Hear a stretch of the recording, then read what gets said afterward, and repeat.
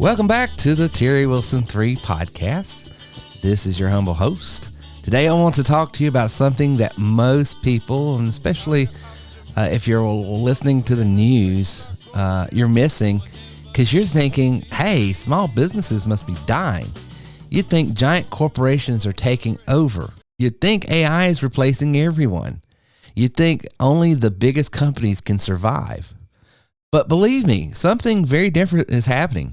I believe we're witnessing a massive shift back toward local businesses, personal brands, community, relationships, authenticity, and trust.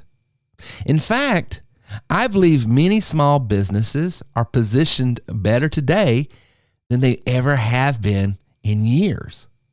Not because they have bigger budgets, not because they have more employees, but because they have something that giant corporations are struggling to create, and that's trust.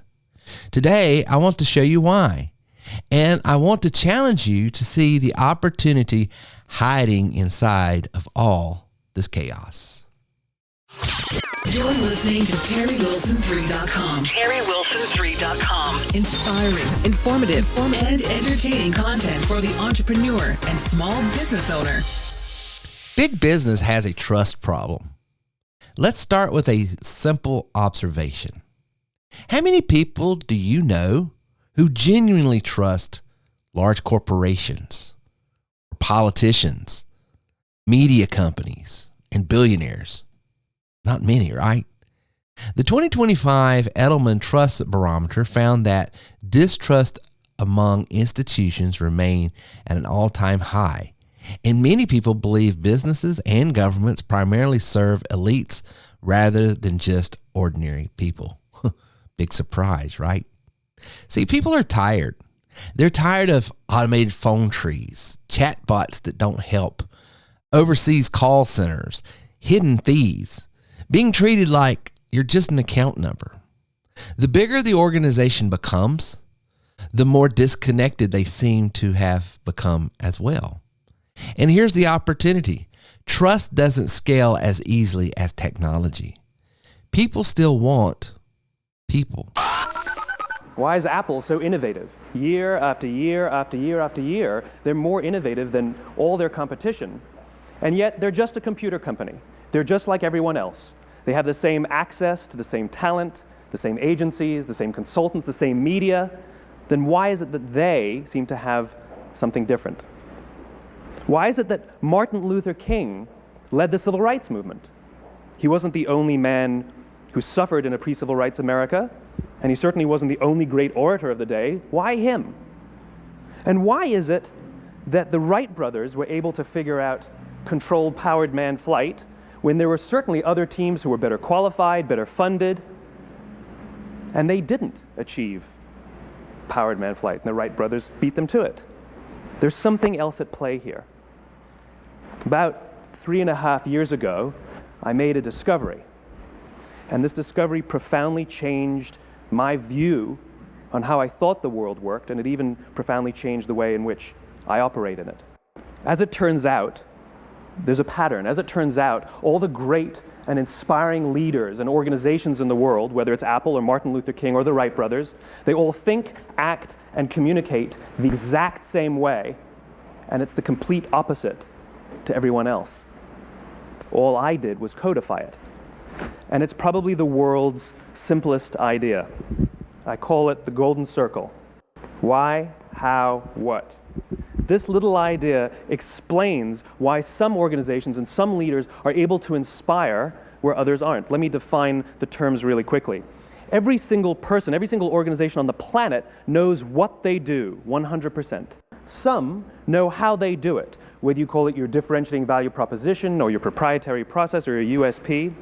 But very, very few people or organizations know why they do what they do. And by why, I don't mean to make a profit. That's a result. It's always a result. By why, I mean what's your purpose? What's your cause? What's your belief? Why does your organization exist? Notice that Simon is saying people aren't simply buying products. They're buying connection. They're buying meaning. They're buying trust. And small businesses are positioned, postured, and uniquely qualified to deliver on that. The relationship economy is back. For years, businesses competed on price, scale, convenience.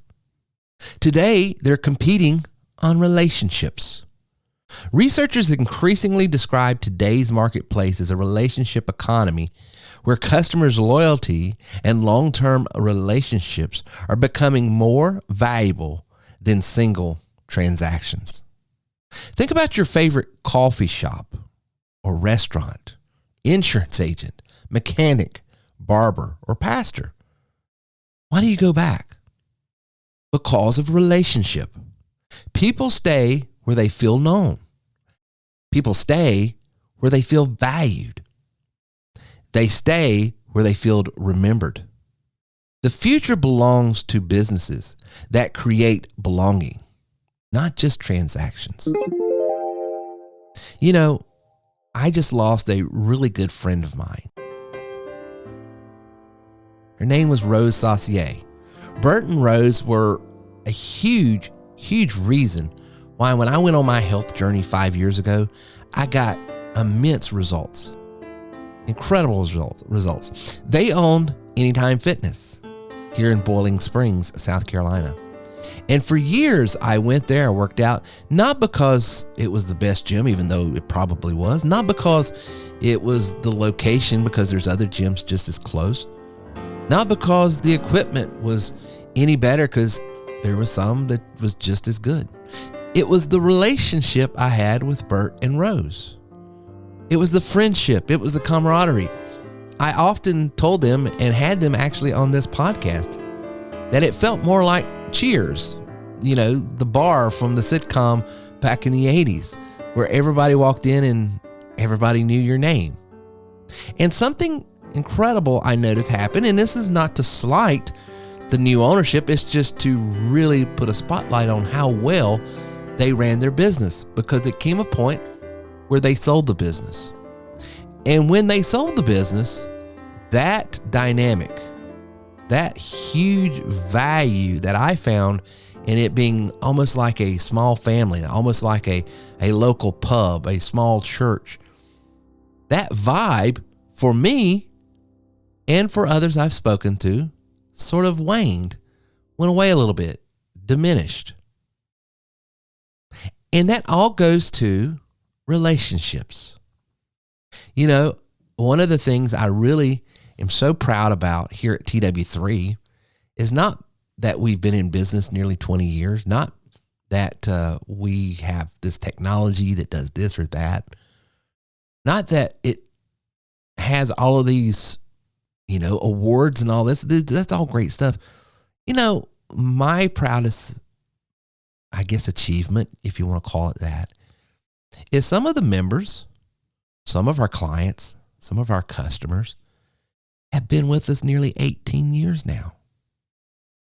And we're not the only marketing firm, consulting, coaching apparatus. We're not the only option on the market.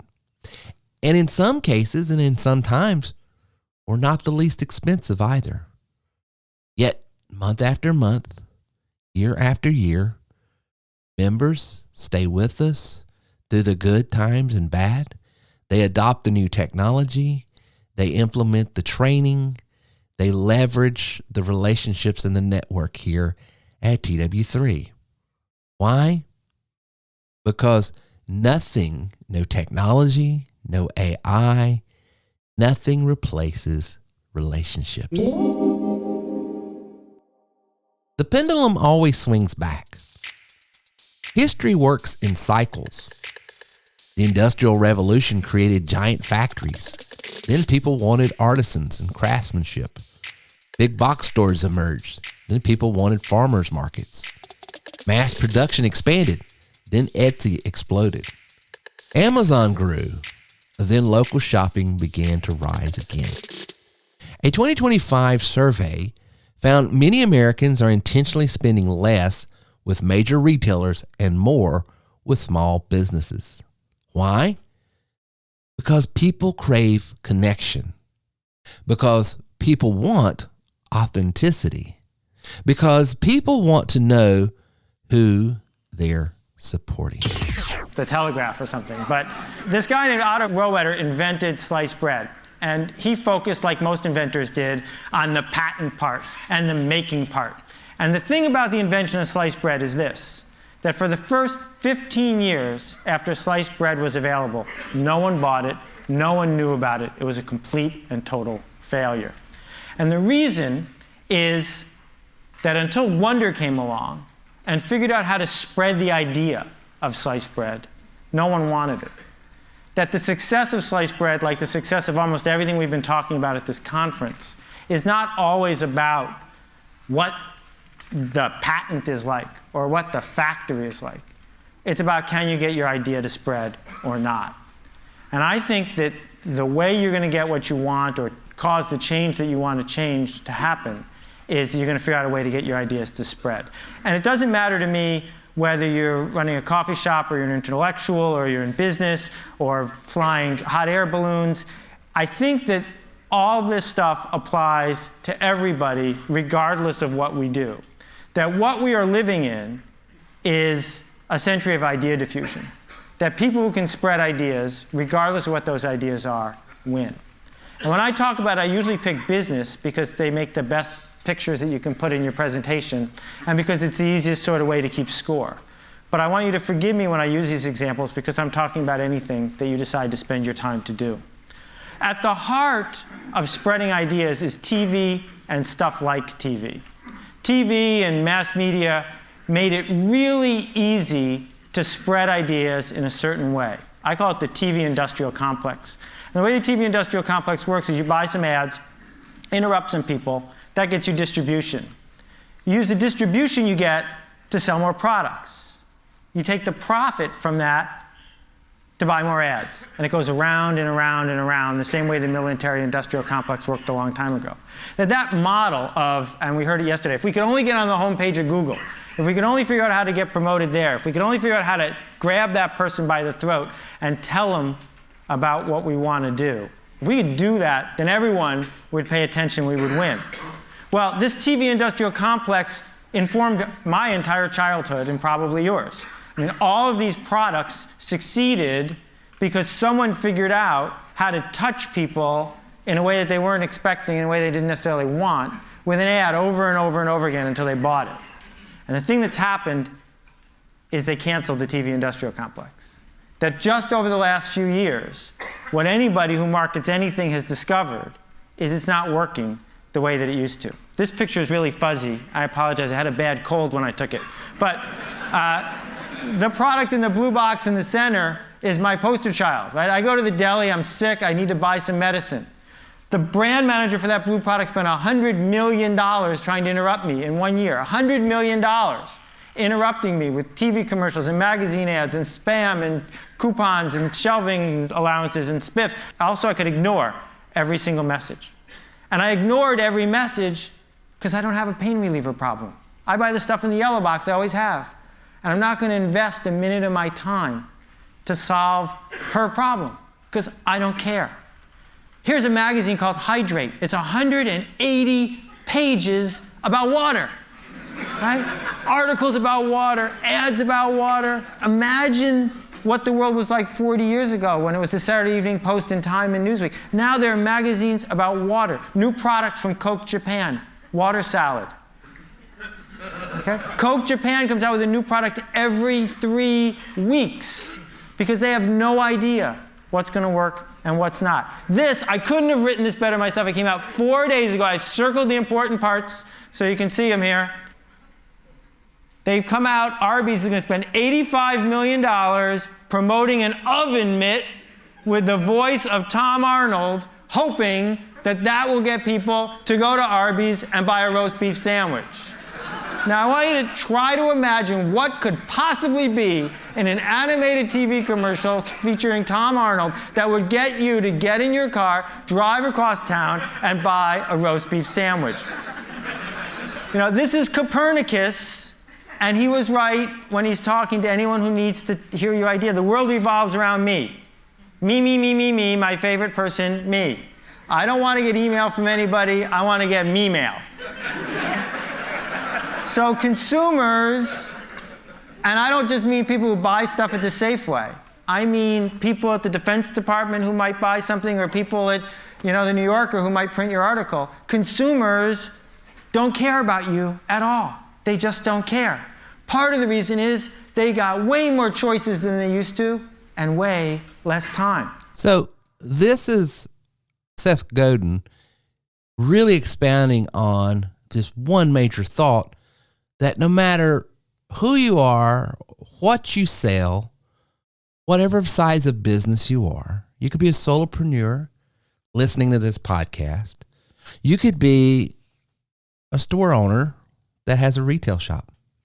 Everything you say and do when it comes to marketing what you offer has to have this one ingredient. What's in it for me? Because what he was saying so eloquently is basically this: nobody cares about your business, your product, or your service. They only care about themselves. And I love what Ray Edwards says, and I quote it every time that I get the opportunity to. The key to marketing, the key to influencing, is joining the conversation people are already having so you can slowly pivot them to a conversation you want to have. And I always joke, salespeople make the worst marketers, because salespeople inevitably are wanting to talk about what they're passionate about, what gets them excited, the solutions that their products, goods, and services provide, and nobody cares. But if you can market correctly and you can get your ideas out there by being remarkable, standing out amongst the rest, not talking about what you do, not talking about how you do it, but talking about why you do it in a way that resonates with what's in it for them, you have a winning combination, according to what we just heard from Simon Sinek and now Seth Godin, to have a piece of marketing, whether it be social media, text, email, old radio, TV ads, whatever it is you're using. You now have something that you literally can use that should grab the attention. I was playing with a new AI tool the other day, and I have to admit, the videos I made, the content I created, you can tell I'm just starting out with this new piece of technology. But every one I made got a little better and a little better and a little better. And it's this AI technology that will literally make a movie for me. It will make either a cartoon or an actual video that looks realistic. It will create anything I prompt it to create. I just tell it, I want this scene here, I want this scene here. Because what I'm trying to do is tell the story of some of my clients. Because their story, their pain points, what they went through and how they solved them ultimately leads back to how we were a key component, a platform, a tool that they were able to use in order to find success. So using that AI technology, I was creating these stories to be able to create this content. And it has been absolutely amazing. I posted that over a week ago and already have written a little over $1,500 in business off of this just very rough, very rudimentary, obviously not done professionally yet because I'm still sharpening my skills. But just by adding these key ingredients to anything in marketing you have to do, which is what's in it for me with them, which is what Seth Godin was talking about, and adding the why component, This is why you want, this is our why. We solve problems, we solve pain points, because one of them had to do with a gentleman being laid off unexpectedly and using our platform to be able to recreate his career. One had to do with a local shop owner around here in the area where she was just oversold thousands and thousands of dollars worth of billboard marketing that nothing panned out, nothing worked for her. She lost thousands of dollars. It didn't do anything for her. She came to one of my trainings and I showed her for just a few dollars, literally a few dollars. She just tried a few things I showed her for just literally less than $30. Already saw massive results, came back, and now she's a major client of ours, investing a few $100s a month with us. But I had to prove that our strategies, our systems, you don't have to spend thousands of dollars on billboard ads and stuff like that to get what she wanted. I told her story using this AI tool.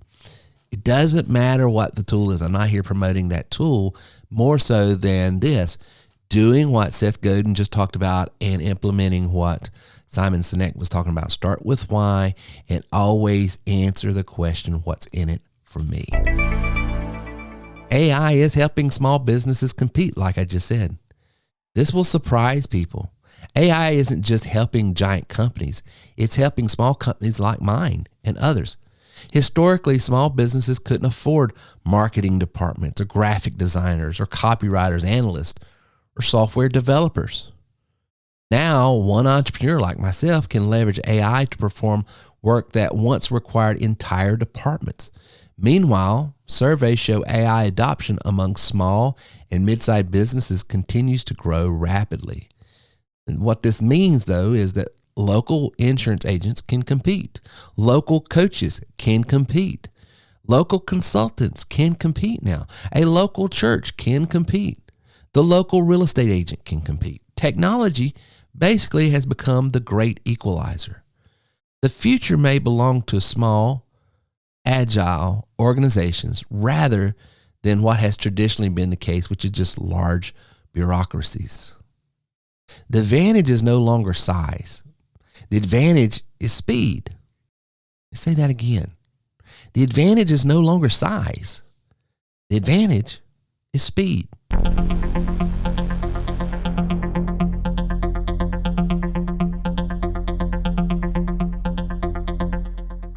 People are starving for community.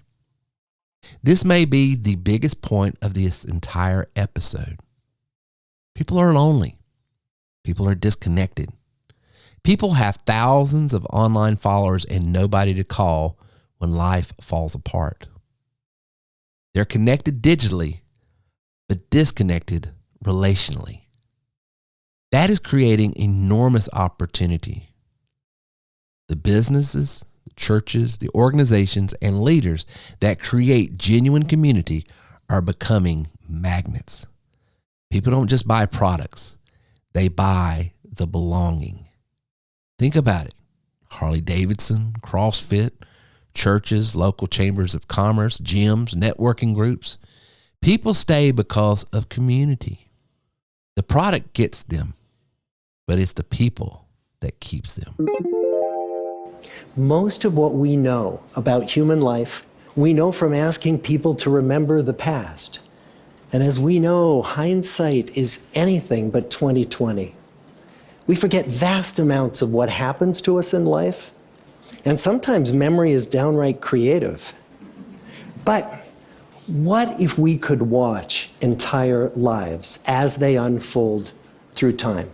What if we could study people from the time that they were teenagers all the way into old age to see what really keeps people happy and healthy? We did that. The Harvard study of adult development may be the longest study of adult life that's ever been done. For 75 years, we've tracked the lives of 724 men. Year after year, asking about their work, their home lives, their health, and of course, asking all along the way without knowing how their life stories were going to turn out. Studies like this are exceedingly rare. Almost all projects of this kind fall apart within a decade because too many people drop out of the study, or funding for the research dries up, or the researchers get distracted, or they die, and nobody moves the ball further down the field. But through a combination of luck and the persistence of several generations of researchers, this study has survived. About 60 of our original 724 men are still alive, still participating in the study, most of them in their 90s. And we are now beginning to study the more than 2,000 children of these men. And I'm the fourth director of the study. Since 1938, we've tracked the lives of two groups of men. The first group started in the study when they were sophomores at Harvard College. They all finished college during World War II, and then most went off to serve in the war. And the second group that we've followed was a group of boys from Boston's poorest neighborhoods. Boys who were chosen for the study specifically because they were from some of the most troubled and disadvantaged families in the Boston of the 1930s. Most lived in tenements, many without hot and cold running water. When they entered the study, all of these teenagers were interviewed, they were given medical exams. We went to their homes and we interviewed their parents. And then these teenagers grew up into adults who entered all walks of life. They became factory workers and lawyers and bricklayers and doctors, one president of the United States. Some developed alcoholism, a few developed schizophrenia.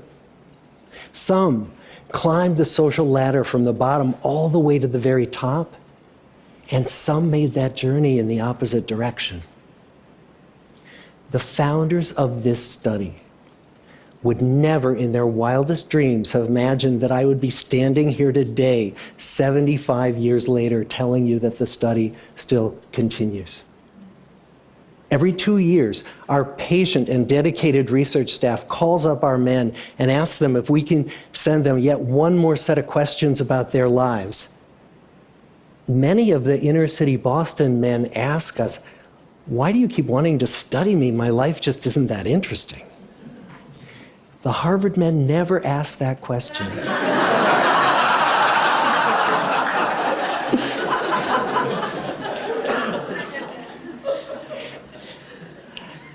To get the clearest picture of these lives, we don't just send them questionnaires. We interview them in their living rooms.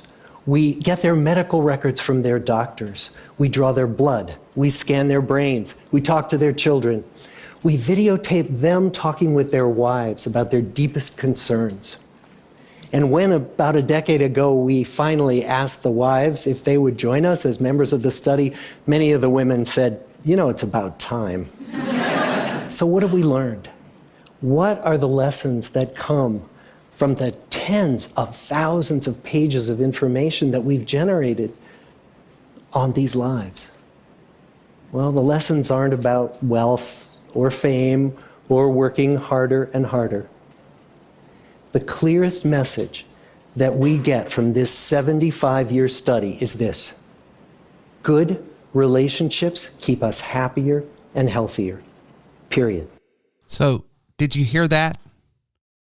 The longest running happiness study in history from Harvard University found relationships matter more than money, more than fame, more than achievement.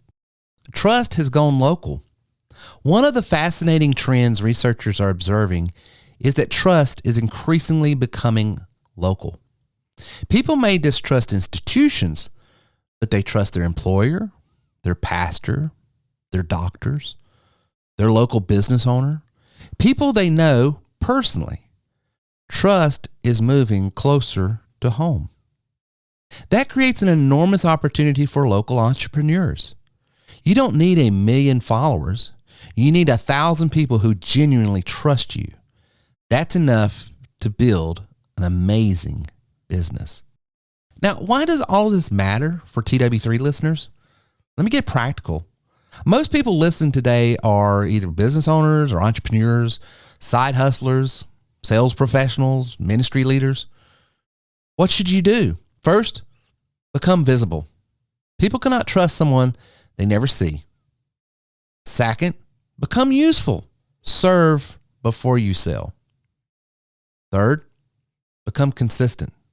Trust is accumulated through repetition. Fourth, become human. Stop sounding like corporate marketing. Talk like a real person. Fifth, and finally, build your community. Create a tribe. Create belonging. Create relationships. Maybe you're listening today and thinking, Terry, I don't have a huge audience. You don't need one. You need a few hundred people who know who you are, what you stand for, how you help, and that's enough. Trust me. I've done it for nearly 20 years now. A small group of loyal believers beats a giant crowd of strangers every single time. So here's my challenge. The world is changing. Technology is accelerating. AI is transforming everything. But one thing hasn't changed. People still need trust, relationships, community, purpose, connection. And that's why I believe small businesses are quietly winning again. Not because they're bigger, not because they're richer, not because they're more powerful, but because they're closer to their customers, closer to their communities, closer to those they serve's own purposes. And in a world that is increasingly feeling distant, closeness becomes a competitive advantage. Let me leave you with this. The future belongs to businesses that can combine high tech with high touch. AI can help you. I just told you how I was fumbling through creating a video. AI can help you scale your systems, but only human beings can build trust. And trust is still the most valuable currency in business. So enjoy the tech. I use the tech. I teach on how to use all of these systems. But let me tell you up front and foremost, AI, CRMs, technology, all of the wizardry that our new world has opened up to us, it's fun, but it is no replacement for people. Because you were created by, from, and for the purposes of greatness. Why? Because you are worth more. So we hope you've got a lot out of the content today. Please take a few minutes to give us a 5-star positive review at terrywilson3.com/review. This helps us promote our content and continue to reach more and more people. Again, thanks for being part of the TW3 community here at terrywilson3.com. Please like and share our content, and we will see you soon. Welcome, fellow leaders, entrepreneurs, and visionaries. Today, I invite you to step into a world where greatness is not just a goal, but a collective reality. Introducing the Elite Mastermind Group by TW3, a sanctuary for those seeking not just success, but exponential growth. It's more than a group. It's a synergy of minds, a convergence of aspirations, and a breeding ground for extraordinary accomplishments. You'll learn not only from experts, but from the stories of those beside you, fellow trailblazers who weathered storms and conquered obstacles, enriching your own journey. Imagine being surrounded by a league of highly motivated business owners and entrepreneurs, each driven by the same passion for success, propelling each other towards greatness. Embrace the power of networking, the art of learning, and the joy of sharing your value. It's not just about what you gain, but what you contribute. Dare to be exceptional. Dare to be part of the elite. Don't just dream of success. Surround yourself with those who are already living it. Join the Elite Mastermind Group by TW3. Elevate your success. Elevate your life.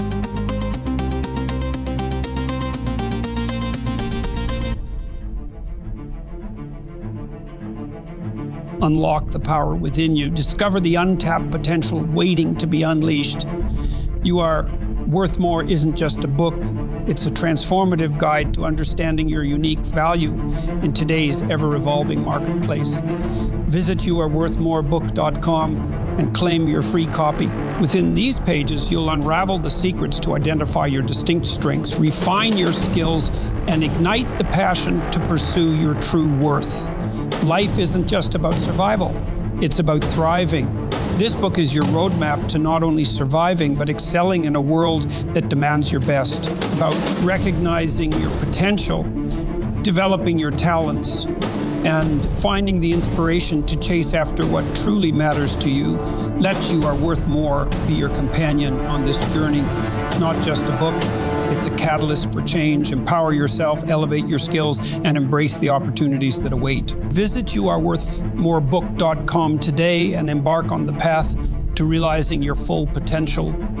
Your worth is far more than you might imagine. Claim your free copy now and begin your transformation.